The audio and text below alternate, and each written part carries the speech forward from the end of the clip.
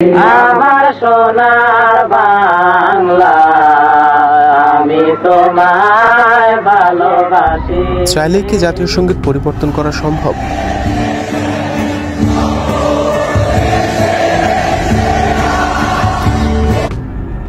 বাংলাদেশের জাতীয় সঙ্গীত পরিবর্তন করা সহজ নয় এবং এটি একটি জটিল ও সংবেদনশীল প্রক্রিয়া। জাতীয় সঙ্গীত দেশের সংস্কৃতি, ইতিহাস এবং জাতির মানসিকতার একটি গুরুত্বপূর্ণ প্রতীক। তাই এটি পরিবর্তন করতে হলে বিভিন্ন বিষয় বিবেচনা করতে হয়। কেন জাতীয় সঙ্গীত পরিবর্তন করা সহজ নয়? প্রথমত, আইনি ও সাংবিধানিক বাধ্যবাধকতা রয়েছে।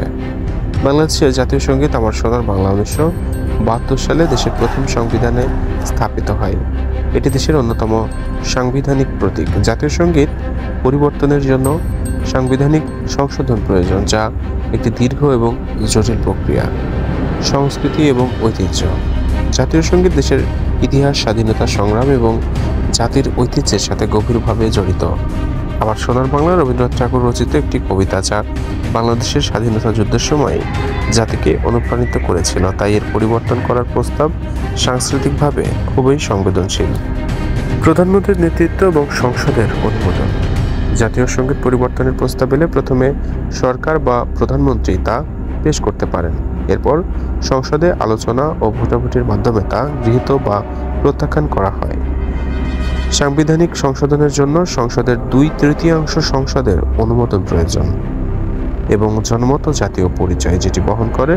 জাতীয় সঙ্গীত পরিবর্তন করার জন্য দেশবাসীর মতামত একটি গুরুত্বপূর্ণ বিষয়। জনগণ সাধারণত তাদের জাতীয় প্রতীকগুলির পরিবর্তন সহজে মেনে নেয় না, বিশেষত যখন তা দেশের ইতিহাস ও জাতীয় পরিচয়ের সাথে গভীরভাবে যুক্ত থাকে। তাহলে প্রশ্ন দাঁড়ায়, তাহলে কি পরিবর্তন আদৌ সম্ভব নয়? হ্যাঁ, তাত্ত্বিকভাবে পরিবর্তন করা সম্ভব, কিন্তু এর জন্য সাংবিধানিক প্রক্রিয়া, সরকারের সিদ্ধান্ত এবং জাতীয় ঐক্যমতের প্রয়োজন হবে।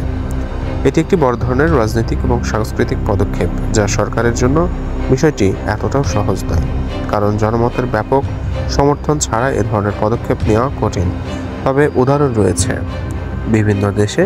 ইতিপূর্বে ইতিহাস দেখলেই দেখা যায় জাতীয় সঙ্গীতের অনেক কিছুই পরিবর্তন করেছে, কিন্তু পুরোপুরি পরিবর্তন হওয়ার নজির কঠিন।